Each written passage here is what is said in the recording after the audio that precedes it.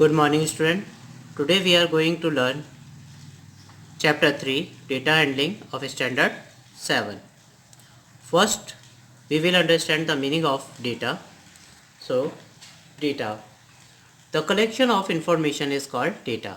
Okay student, तो जो भी इंफॉर्मेशंस हैं, अगर हम कोई भी तरीके की इंफॉर्मेशंस का कलेक्शन करते हैं तो वो कलेक्शन हमारा क्या कहलाएगा? डेटा. अब वो इंफॉर्मेशंस आपके मार्क्स भी हो सकते हैं, आपके क्लास के स्टूडेंट्स की हाइट्स भी हो सकती है, या फिर कोई क्रिकेट मैच हुआ हो या फुटबॉल मैच हुआ हो उसका परफॉर्मेंस भी हो सकता है. राइट. तो किसी भी तरीके की इंफॉर्मेशन को जब हम कलेक्शन करते हैं उस कलेक्शन को हम लोग क्या बोलेंगे? डेटा. राइट.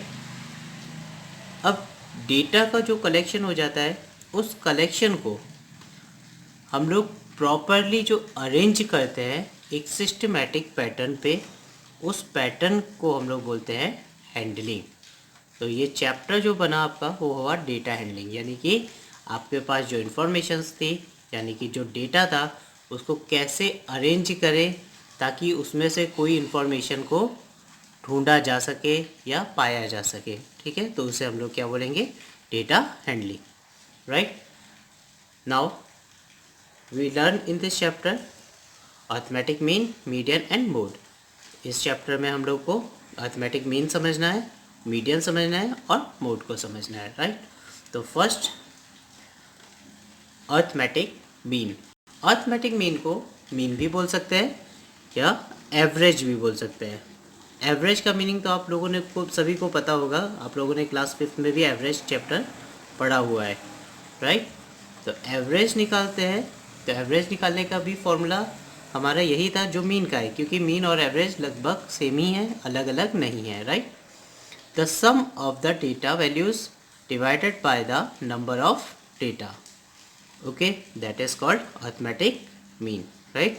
तो अरिथमेटिक मीन में क्या होता है? जो भी हमें डेटा दिया होता है उस डेटा का हमें क्या करना होता है? सम करना होता है, और टोटल डेटा से उसे हमें उस सम को डिवाइड करना होता है. जैसे यहाँ पे हम लोग समझते हैं एग्जाम्पल के through. A batsman scored the following number of runs in 6 inning. एक बैट्समैन है जिसने 6 इनिंग्स करी और 6 इनिंग्स में उसका रन का कुछ इस तरह से स्कोर रहा.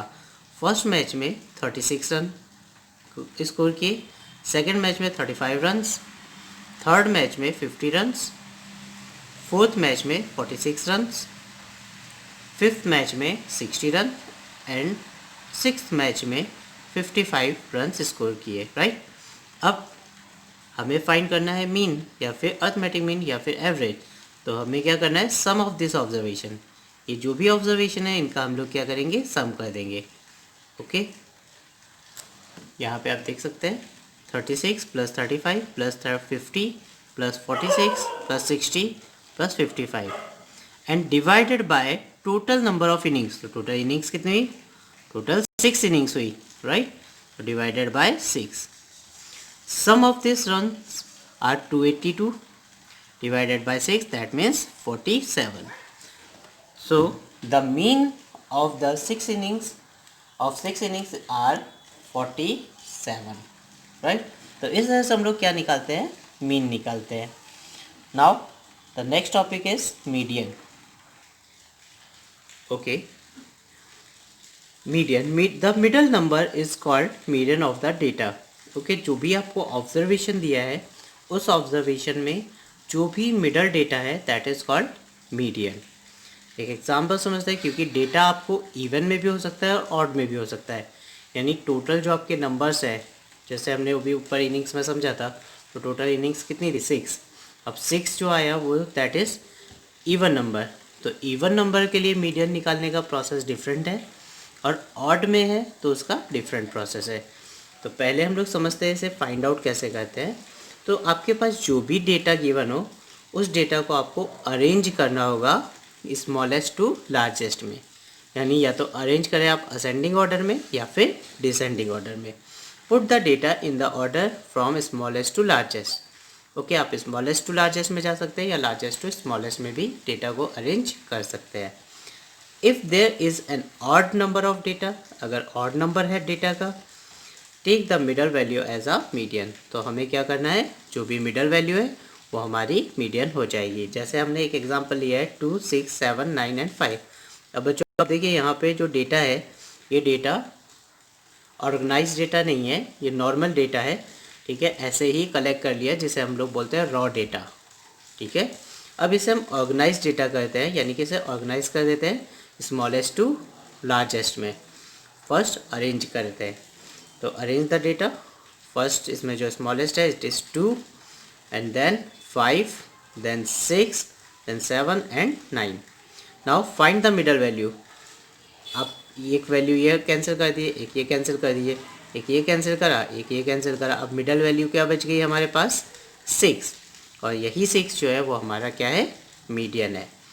बच्चों मीडियन को निकालने का एक फॉर्मूला भी है, वो फॉर्मूला क्या है, n+1/2 ऑब्जर्वेशन, राइट। तो यहाँ पे भी समझ सकते हैं कि यहाँ पे अगर देखें तो टोटल ऑब्जर्वेशंस कितने हैं, इस फॉर्मूले के थ्रू कैसे करते हैं वो हम लोग समझते हैं। यहाँ पे अगर देखें तो ऑब्जर्वेशंस कितने हैं अपने पास 6, राइट। तो अब इस फॉर्मूले में हम वैल्यू रखते हैं, तो फॉर्मूला बोलता है n+1/2, यानी कि 1 2 3 4 5 ऑब्जर्वेशन हमारे पास 5 है, राइट। तो 5 + 1/2 ऑब्जर्वेशन, ओके। अब देखिए 5 + 1 6/2 यानी कि थर्ड ऑब्जर्वेशन, यानी मीडियन क्या है हमारा, थर्ड ऑब्जर्वेशन है। तो इसमें थर्ड ऑब्जर्वेशन क्या है 1 2 3, थर्ड ऑब्जर्वेशन 6 है, राइट। तो आपको मीडियन निकालने के दो तरीके हैं, या तो आप इधर से कट करके देखते जाइए कि मिडल वैल्यू क्या है, तो वहाँ से आपको मीडियन मिल जाएगा। अदरवाइज़ आप फॉर्मूले के थ्रू भी मीडियन फाइंड कर सकते हैं। सपोज़ करिए आपका बहुत बड़ा डेटा है तो उसमें टाइम लग रहा है, तो आपको पता है कि नंबर ऑफ़ ऑब्जर्वेशंस 10 है 20 है, तो आप उसको इस फॉर्मूले की तरह से सॉल्व कर सकते हैं, right. Now the second method, if there is an even number of data. जैसे फर्स्ट में हमने देखा कि हमारे पास जो टोटल डेटा था वो कैसा था, ऑड नंबर्स में था, यानी कि हमारे पास 5 वैल्यूज़ थी, तो वो ऑड कहलाया।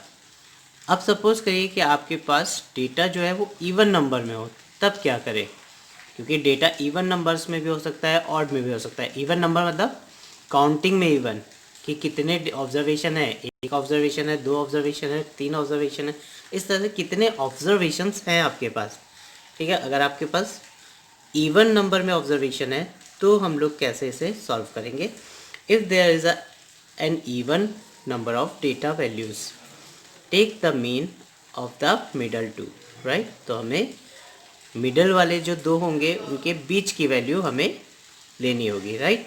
तो एक एग्जांपल समझते हैं। जैसे हमारे पास है 2 3 4 7 1 5।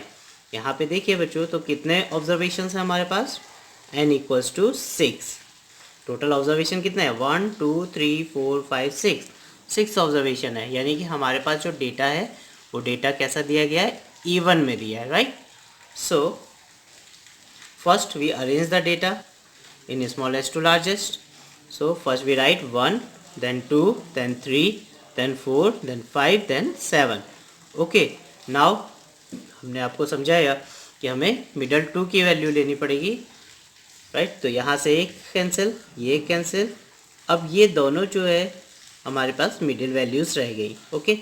यानी कि इन दोनों का सम करके जो मिडल वैल्यू आएगी that is median, right. Then 3 + 4/2 यानी 7/2, दैट इज़ 3.5। तो हमारा मीडियन क्या हो गया 3.5। अदर मेथड भी है। अदर मेथड में हम लोग को क्या करना है, यहाँ पे फॉर्मूला यूज़ करना है। फॉर्मूले के थ्रू चलते हैं। तो फॉर्मूले हमारे पास जो है वो है n/2 observation plus n/2 + 1th observation divided by 2। Clear. अब n हमारे पास कितना है, n हमारे पास 6 है, राइट, क्योंकि टोटल काउंटिंग में डेटा कितने हैं 6, राइट। तो 6/2